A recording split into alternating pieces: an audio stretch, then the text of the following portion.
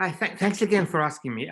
What I thought I might do is just give a sort of brief overview of the new things we've learned over the last few months about COVID, which really have direct bearing on our individual lives, let alone the lives of other people. Maybe I'll say a little bit about the vaccines, and now the issue of the new variants that have come, and the relationship to both severe disease severity and vaccines. And then we'll spend a bit of time talking about the global uh, global pandemic, and the global rollout of the vaccination and the problems it faces. And then we'll just take questions at the end. I might just improvise in the middle and just play around a little bit. But if I'm quite happy to be interrupted halfway through if I talk too fast, or if I'm saying something that's incomprehensible, because I think there's no point somebody's just babbling on and not making any sense. So if I am incomprehensible, for God's sake, just interrupt me and I will clarify. Okay. So what Okay. have we learned? Um, well, one thing that's pretty clear now, I think, and that's quite important, is that the risk of infection outside is much, much, much lower than indoors. And that's not surprising, because these are microparticles.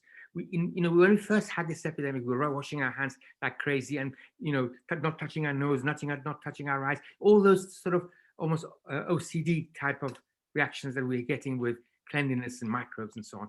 It's now quite clear that it's an airborne virus in small air particles. Therefore, if you're outside, any even small breeze will take them away. So if you're in a football match, really the risks are much, much lower than it is when you're in a room. And if you ventilate the room, the risks go down. So all we have to really do is ventilate our schools and have the air going inwards, outwards, and we'll be fine. I mean, really is as simple as that. So there's a real mathematics of, if you like, of transmission that can be easily addressed. That's the first thing. The second thing I think has become quite clear is that the risk of actually getting severe disease and dying is not just age, but a certain number of things, particularly obesity. Someone who's obese is 10 times more likely to get severe illness and 10 times more likely to die. And all countries where obesity is uncommon have low mortality rates, and all the countries that have obesity that are common, like England, Germany, United States, have high mortality rates. Obesity is the single most important risk factor other than age. And of course, obesity rises with age, so the two are kind of interlinked in some ways. And of course, obesity and diabetes are linked as well. So when you put them all together, effectively, and when you look at ICUs, it's full of people who are fat, who not only can't breathe, but it's actually quite impossible for the nurses to turn them around, because they can't breathe either because they're so heavy. So that's the second point I wanted to make. The risk factor of obesity, which increases morbidity and mortality tenfold. The other issue that's become quite clear now is that not only you actually get the disease, or you may die of the disease, but you actually get what's called long COVID. And the more we look, the more we find. Long COVID is actually quite common. And for women over the age of 40, for instance, 70% of them, 70%, are ill and feel unwell 5 months or more after they recover from the acute illness. So this is a chronic illness with a chronic history, which affects young and old, but particularly women compared to men. This is interesting because mortality is higher in men than in women, but long COVID is more common in women compared to men. And the reason for this is not entirely clear, but part of the disease process we get in with COVID is what we call, it's like multi-organ disease. It's almost like your body is attacking itself. And of course, lots of diseases which we call autoimmune diseases, like rheumatoid arthritis, like systemic lupus, a number of other diseases like that, where the body ceases to recognize its own cells and attacks its own cells. Is commoner in women than in men.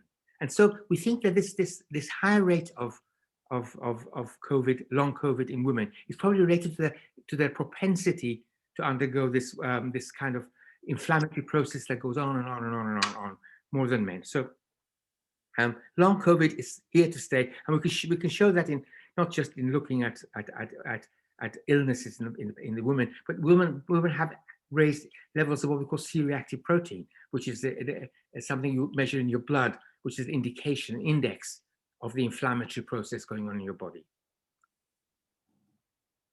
What is now? Let's just end here on what we know a little bit about by looking at the overall effects of this disease on the UK. Which so far we've had just under 500,000 people admitted to hospital. 500,000 people admitted to hospital, and as you know, my apologies. We've had 500,000 people admitted to hospital. The way, and then about 130,000 deaths officially. But the way to look at COVID deaths more accurately is to look at the excess deaths. In other words, compare the number of deaths that we had this year in comparison with similar time in previous years. And there you will see that that gives you much more accurate view of the amount of the, if you like, the impact of the virus on the entire body, on the entire country. And if you look at that, for instance, by December time, the UK was second highest in the EU in terms of excess deaths, second highest. Now, of course, with the vaccine rollout that's happened, we're now falling down below that. We're now actually on the 7th, but we're still quite high, the ranking of excess deaths. We have not been able to manage this disease very well until the vaccine rollout came in. It's been a complete disaster. Right. The next thing I want to talk about a little bit is about the different variants that we have that have appeared. Of course, that's now in the front line of all the news of the new variants. Now, let's just think of this virus. The virus goes to your body, and it has this spike protein, and the spike protein acts like a key that locks in to your receptors in your cells. There's a key that has to fit in very well to go into the cell, gets into your cell, then uses your reproductive process to actually reproduce itself and produces lots and lots of daughter or son particles, if you like, whatever you like to call it. Okay, lots of itself. Okay, so this spike is the key thing. The spike protein is actually a long protein which then folds onto itself like a rope, if you like, and only bits of it are poking out. It looks a bit like a finger in the middle sticking up and two shoulders on the side. The reason I'm telling you this is that, therefore, the number of mutations that occur is fairly limited. It can only go along certain paths. There is an infinite number of mutations that occur. Now, all viruses mutate. All cells that divide, every cell that divides mutates. And viruses that are, particularly RNA viruses, that divide make more mistakes. So mutation is part of the existence of all living organisms. And of course, if the mutation normally is bad enough for life not to continue, that virus is dead. But some mutations give it some benefit. Okay, it actually provides a survival benefit, or more important than that, an ability to infect better. So in infectivity, improved infectivity. And a number of these mutations that are now spread across the world is because they have improved the infectivity of this virus. There are about 4 of these, and it's not a bad idea just very quickly to mention them, because I think they are quite important to understand, and in relation to all the vaccination we've got to talk about. The first one that was noticed was the one that was found in Kent. Now, the reason it was found in Kent, in England, is because we have a very good surveillance system. We have one of the world's best surveillance systems in terms of sequencing the viruses. And it's been there for a long time. It's very effective. We set it up a long time ago. So we're probably one of the best countries in the world in picking up. So the reason it was picked up here was probably because we picked it up better. It wasn't because it occurred here first. It could probably have occurred somewhere else. And I suspect it has occurred in multiple sites in the world. For instance, this what we call the Kent variant, the B117 variant that we're talking about, is now the dominant variant in Iran. It's one of the dominant variants across most countries in the world. Okay, so it's been around for quite a bit of time. It does give this virus not only just 50% more infectivity, but actually probably makes the disease slightly worse as well, and in younger people. And I think that is important. So people who are younger are more likely to get symptomatic disease. Just remember that only a minority of people used to get symptoms, and only a minority of those got severe symptoms, and a minority and proportion of those died. The majority of people, if you take a population as a whole, actually are either asymptomatic or very, very mild symptoms of a little bit of flu-like illness for a few days, or a bit of fever here and there. What the B117, the Kent variant, the Kent variant does is not just increase infectivity by 50%, but probably increase the severity of the disease, and in younger people. So I think that is important. You know, if you look at, for instance, at the hospital admissions in the third wave we had more people under the age of 65 on this wave than we had in previous waves. So the practical implication of that was our wards were filled in, our ICUs were filled by younger people, working people, people out at work. Okay, so that's one variant. That's the Kent variant. Okay, the other variant is the South African variant, and there's a variant in Brazil which we call the P2 variant, the P1 variant, and these two variants are have had this mutation that is called the E484K mutation, which we call EEK mutation for ease. Or virologists like to give names so you can remember them. So it's the EEK mutation. Now the EEK mutation is particularly important because it does definitely increase the severity of the disease, and may also provide some degree of protection to the virus against the currently used vaccines that we have. We don't have all the data on that. This is something that's evolving by the day. But whatever the small amount of data we have in terms of neutralization by people who've had the disease, and the serum were taken and used the serum to see if they can neutralize the virus, it appears to be less effective against this variant. So this variant is a more clever variant. It actually it infects more, but it also causes more severe disease and also can escape vaccination. So that is quite dangerous, because I think if you're looking ahead, and we'll talk about that later, these kind of variants may actually become the dominant variants, because as more and more people become vaccinated, then it's an advantage to the virus to create an escape mutation. So we have the Kent one, the South African, and the Brazil one, which both have the EEK mutation. And finally, there are a couple of new variants that are just reported in California. I'm not going to talk about. They're just at the moment only confined to California, as far as we know. But these other three variants I've talked about, the British one, the South African one, and the P1 from Brazil, are now worldwide. The Kent one will be more widespread than the other two, but the other two are worldwide and have been found in England, in Europe, in Africa, in the whole of Latin America, and parts of Asia. So these variants are really quite widespread. Right. Let's just now just leave this for a second, and I'll come back to the effect of the side effects of the variants and so on when we talk about that, when we talk about the different vaccines. I just want to talk a little bit. I want to now go to a different topic, which is the management that we've had in this country against COVID. It's an ongoing story. It's one of total incompetence initially, and really by fluke, competence in terms of vaccination. Now I'll come to the reasons for that in a minute. I mean, the first fiasco was the PPE fiasco. We've talked about this in the past. The fiasco was not only the incompetence in having it, incompetence in keeping it, incompetence in procuring it, but the corruption that went with it. The deep corruption and nepotism that went with it, that still has not been looked at properly, and with people giving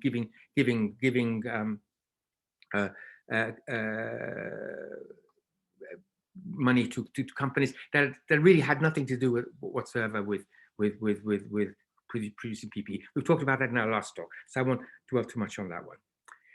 The next one is the test and trace, which really should be test, trace, isolate, and support. It's actually TITIS, but it's test and trace. But even in testing and tracing, they've been pretty incompetent. We've spent 37 billion already on that. The government spent 37 billion on a test and trace program, almost entirely given to the private firms, while we already had a structure there called the NHS and public health, which could have done this much cheaper, much better, much more effectively.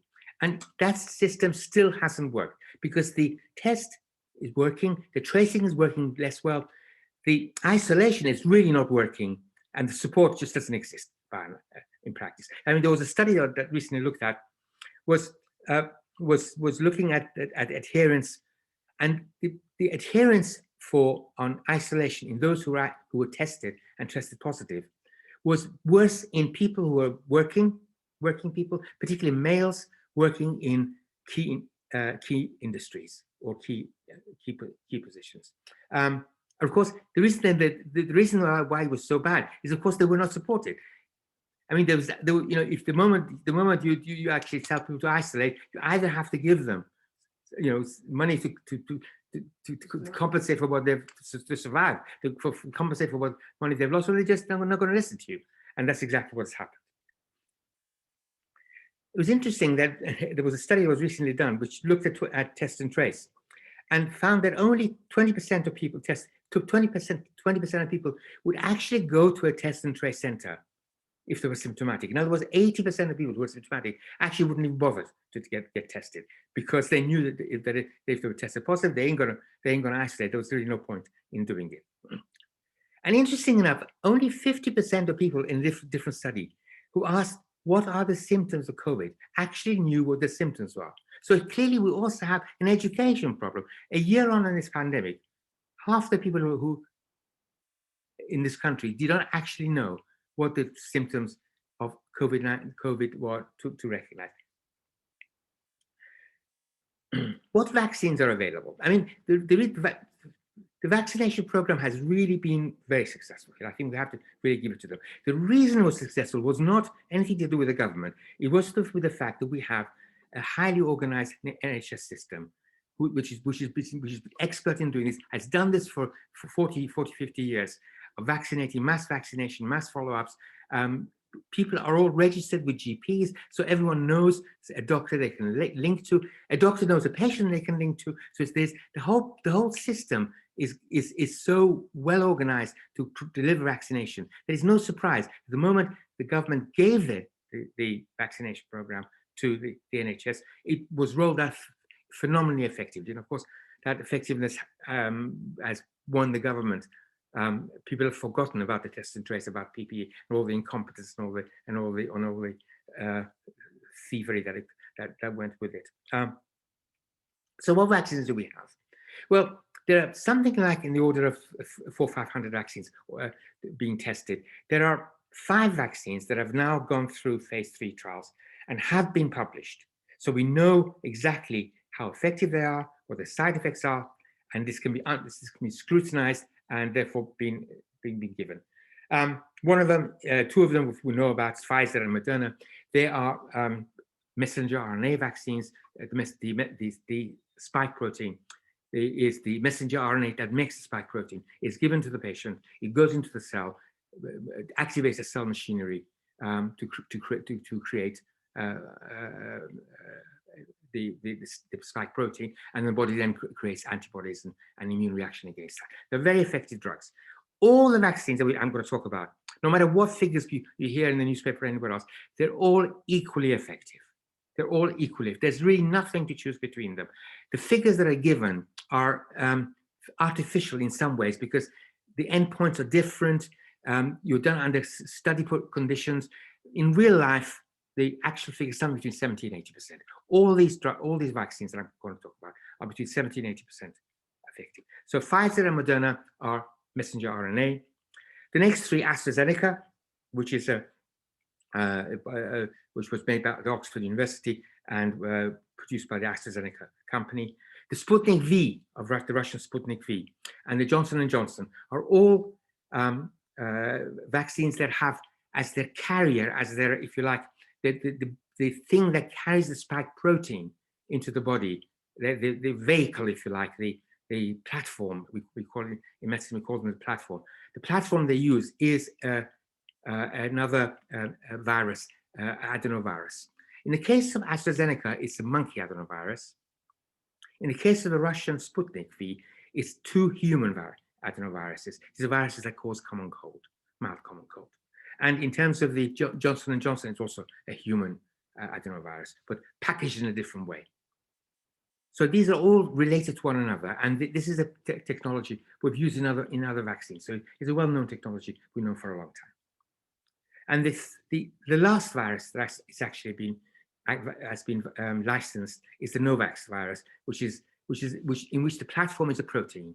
Again, that's one of the oldest way we delivered vaccines to the body. The platform was a protein, and then we added whatever we wanted for the body to develop an antibody against in that, and that we just gave that to the patient. The Novavax virus. All of them are equally effective. All of them between 70 and 80% effective, and all of them almost 100% prevent death. So prevention of death, prevention of severe disease is very effective. Prevention of milder disease is a little bit variable from one to the other. There are a number of other vaccines that are going around the world. Some made by China, the Sinovac Chinese Sinovac one, the Indian one, which is the same as the AstraZeneca one they're using, but also another Indian one they're using, another Chinese one called Sinopharm, and there's a Cuban one, and there's a few others around. They're all most of them have actually had phase 3 trials, but for some reason they've not been published, and it's not clear to me, particularly the Chinese one, which has now been given to over 20-30 million people, why they have not actually published it. And is it because of bureaucracy? Is it because there's competition? Who puts their name first in the paper? Is it because it has to go through party or organization? I have absolutely no idea. But they are being given in large numbers. As far as we know, they don't have any more side effects than the others, although we don't know that. But since we've not really looked at them, as a doctor, we cannot recommend them. But for all I know, they could be just as good or just as bad as all the others. Okay. Now, what about the side effects of these vaccines? Because of course, when we first initially came out, we found that, for instance, the Pfizer vaccine caused death in a number of people who were allergic, who had a history of allergies, and they had caused immediate death immediately after the vaccination. Of course, they now no longer give it to people who've got a history of allergy. So that was about 7 or 8 deaths initially before they stopped that. Then there was nothing else. There was a gap. And then we started hearing about this stroke, this particular kind of stroke. And just to give you a figure, in England, we've had 79 cases, of which 19 have died. Now, what is interesting among this is that among these are a certain number of people who have a stroke, but also their platelet counts are low. So they have a stroke in their brain, but also the platelet count in the blood is also low. And this is a particularly rare condition in normal life. There are a number of things that causes that. One of them is the pill. And one of them is just giving heparin. Heparin is a drug they use for filling blood. And so, as a side effect of that, sometimes what happens is the platelets stick together for some reason. Maybe there's something that binds them together. They cling together and they cause a clot, and the clot then blocks the blood vessel, but also the platelets disappear as well. So you have thrombocytopenia at the same time as you have a clot, which is a very unusual combination. Okay. Now, the tendency for someone who has a clot is to give them something anticoagulant. But of course, if you give these people anticoagulants, you make them worse. So some of the deaths were probably caused because the doctors weren't aware that they have these low platelet counts and gave them what was the logical thing to do, is to give something that thins the blood. And of course, by thinning a blood that's already thin, you're actually exacerbating conditioning and you cause death. So it may be that in the future this may not happen, but because it's rare and the numbers are fairly small, but it's still there, we think now that this is genuine. This is a signal. It is rare, and I'll give you the figures for how rare it is. 1 in about 600,000 people, probably. Because the numbers of patients that are recorded are small, it's very difficult to be absolutely sure of the figure. So there's a lot of uncertainty about that figure, but it's roughly around 1 in 600,000. Okay, now we just put that in perspective. That means if you stop going out for an hour and not drive, you will actually cancel this risk. It's equivalent to a risk of driving in London for an hour. Okay, half an hour or an hour, right? Look at it another way. If you have a flu vaccine, some of you who may be my kind of age have had every year, 1 in a million of us who get the flu vaccine get a paralysis. So that's roughly around that number of people who actually may get that. None of us have batted an eyelid about getting the flu vaccine if we get it every year. Those of us who are over 65.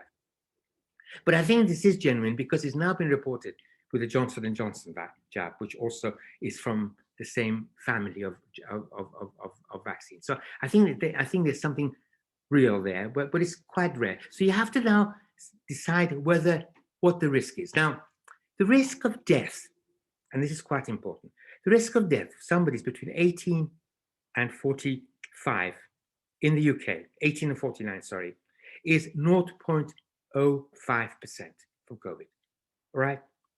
So that's 50% out of every 100,000 people, 50% out of 100,000 people. In other words, if you take the COVID, the AstraZeneca vaccine, if you're under 49, there's 1 in 300 chance. There's a 50 your chance of dying from COVID is 300 times more than the chance of you getting a stroke from this thing. And I think that is the maximum risk that we're dealing with. Okay, it's 300 times more in a younger population. In an older population, it's a no-brainer because people over 69% die. 9 out of every 100 die. So the balance between advantage and disadvantage clearly outweighs the advantages. I mean, there should be no hesitation, anyone over 65. But those under the age of 50 may want to think about alternatives. But what is the alternative? Because we now had the signal from Johnson & Johnson. And maybe this is actually a feature of the virus, because the same syndrome I just described to you with a clot and low platelet counts also occurs in COVID-19 disease. So it may just be a feature of the disease, maybe a feature of the virus, and it may be something to do with a spike protein actually initiating this funny reaction in a small number of people. Okay, so we may, if that's the case, we'll probably be seeing it with the other vaccines as well. It's just they're not reported, they're all over the world. England has a very good reporting system, and that's why it gets reported so well here. Okay. I think that's all I wanted to say about the vaccines. Unless anyone else, if I have any questions later on, you can always bring it up in the question time. So let's now look at the global rollout of the vaccine. And this will be the sort of last part of the talk I'm going to give. This is a global disease. And being a global pandemic, you're never safe until everybody has been vaccinated. It's as simple as that, okay? So this vaccine nationalism that occurred is effectively spitting upwards. In Farsi, we say you're spitting up at the sky. The spit comes back to your own head, okay? And yet, this hasn't been rolled out in a real way. 130 countries have had little or no vaccination to date. 130 countries haven't had any. And 10 countries have had 2/3 of all the vaccinations that have been reported. To give actual figures, 4.5 billion doses have been given in rich countries versus 650 million doses in poorer countries, according to a study that was done in Duke University about a week to 10 days ago. In Africa, the daily vaccination rate in the entire continent of Africa yesterday, the daily vaccination rate yesterday was 200,000, roughly 200,000. That's half what we do in the UK in a day, in a small country like UK, for the entire continent of Africa. So that gives you this disparity between what should be done and what is actually happening. So why is that? Well, first of all, the issue is first question is patent. All these drugs have patents, okay?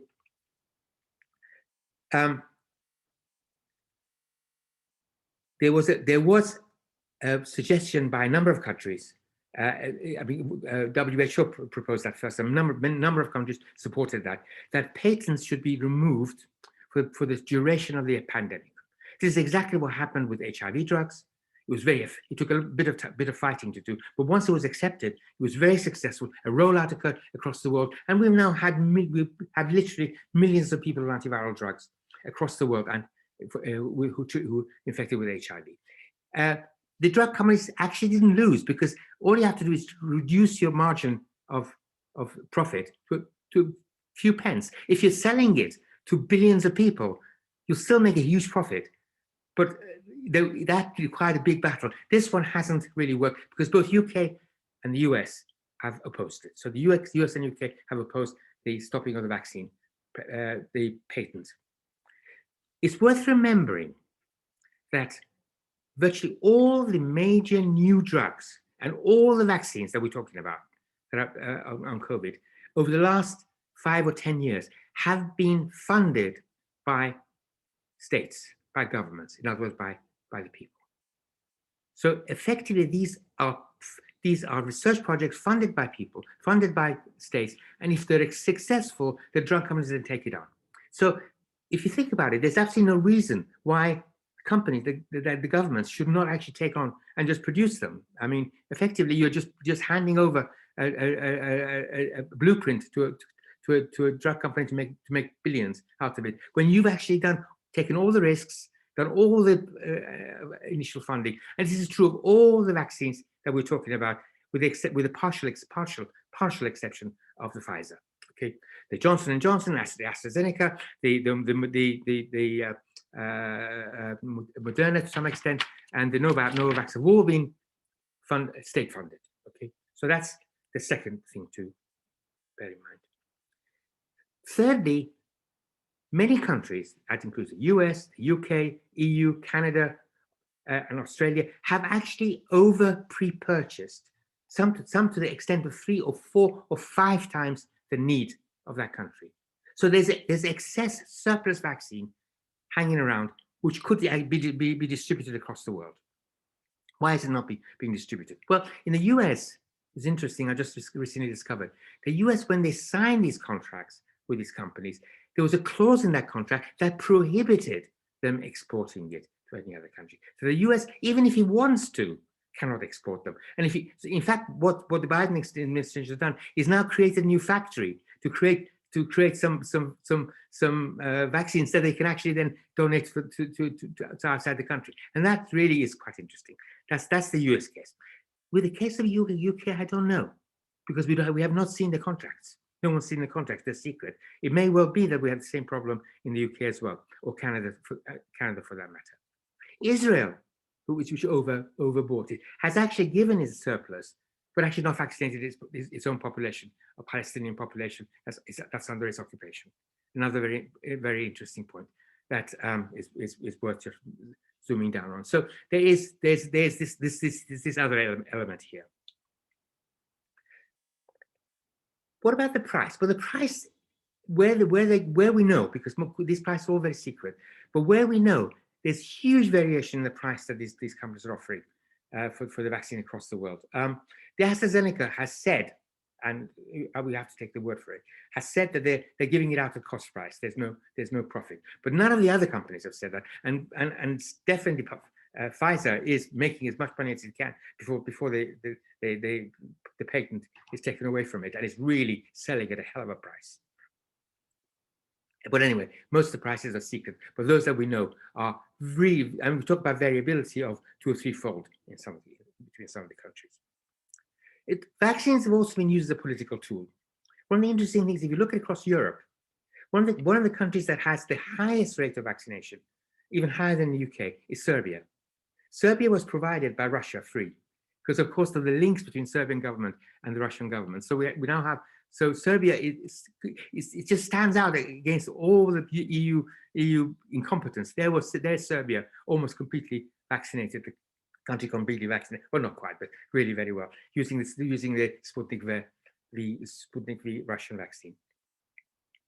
China has used the vaccine as a tool of diplomacy, giving it to Pakistan, giving it to Peru, and the Emirates. The Emirates and Saudi Arabia have very high rates of vaccination. Again, using the Sinopharm, the untested, well, at least unpublished Chinese vaccine that we know, presumably it's good, but we don't know how good it is. When the pandemic started, and we talked about this before, the UN, the WHO, and a few like Gates organization, a few other organizations like Gavi came together to create the COVAX. The idea of which was to actually provide and distribute vaccine across the world. It's a global pandemic, requires a global response.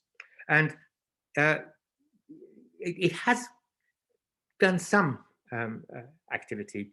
It's very underfunded. It needs about 27 billion, and it hasn't got that. It needs the drugs. It needs the drugs. It needs to buy the drug. It has to compete with these governments in buying the drugs. It needs drugs being donated to it, which is not happening in a big way. It is happening in some way. By March this year, 277 million doses have been given worldwide. Notice the number is million. We're talking about the requirement for billions. So with only the COVAX has only just barely touched on what's happening. But it's worth looking at how the distributions occurred. Let's take Iran. Now, Iran was promised by WHO,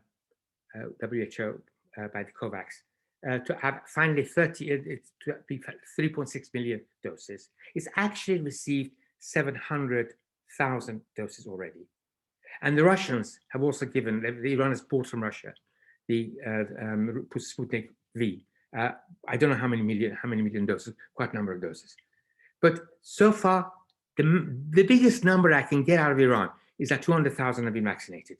Oh, according to officially what I've seen on today's website, only 0.15% of the Iranian population have been vaccinated. Now, put that beside Turkey, where 12 million people have been vaccinated. That's not even on the COVAX program. 12%, sorry, 12% of the population have been vaccinated. It's not even on the COVAX program. Looking at Africa, Nigeria, one of the richest countries in Africa, is actually on the COVAX receiving list, has been given 4 million doses, and only 0.5% of the population have been vaccinated. So it's not just the giving of the vaccine. You also need the organization within that country to actually deliver the vaccine and vaccinate. And Nigeria, you have been given 4 million. It's hardly had any. Only 1/10 of that dose has actually been used. 9/10 of it still remains in somebody's fridge. Beside it, Ghana has received 600,000 doses and actually vaccinated 2.2% of the population, more than four times the rate of Nigeria, neighboring countries. Zimbabwe hasn't even received any COVAX COVID vaccine. In fact, two of the biggest scientists, two people I know, have died from COVID-19.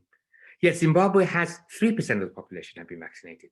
That's better than Ghana, way better than Iran, because it has actually quite a healthy health system. You can't really say healthy health system, but anyway, you know what I mean. The health system hasn't really collapsed, even when everything else collapsed. The health system, for some reason, was able to survive and has been quite effective, giving vaccination to 3% of the population. Just remember, we're almost nearly half the population in the UK. South Africa, which is one of the major centers of the COVID crisis in Africa, from the high street, has only been able to manage to vaccinate 0.5% of its population. Now, one of the reasons, the problems that has occurred is of course that South Africa was given the AstraZeneca vaccine, got the AstraZeneca vaccine, and that vaccine, in a study they did, it was quite a small study, was only 20% effective. It really was not working against their variant, this new South African variant. So they are really at the moment in trouble. They don't know what to do. The virus is really spreading very rapidly across the country, and they really are stuck as to what to do. So that really was all I was going to say, except just to remind you that the pandemic not only has caused deaths and disease across the world, but of course it's also increased the misery of people already miserable. So migration, for instance, in Latin America, has greatly increased, not just because of the poverty before, wars before, and the violence we had, but added to that has been the problem of COVID-19. And also, of course, the problems that the migration occurs, that it gives you the fact that where people who are in high areas can't get back to low areas to isolate. People are stuck in different areas. People are in camps waiting to get from one place to another. All of them increasing the risk of this disease. So that's really all I was going to say, and I'm quite happy now to take any questions. I think that's about 40 minutes.